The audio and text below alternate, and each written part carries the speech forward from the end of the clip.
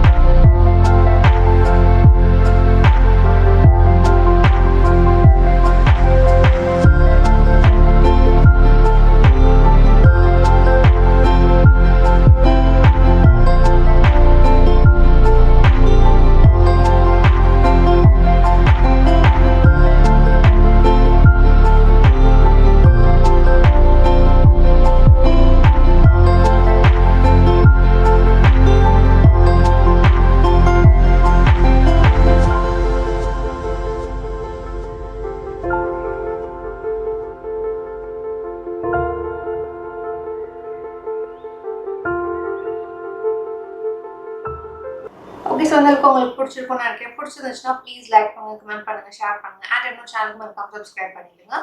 அடுத்த வீடியோவில் பார்க்கலாம். பாய்.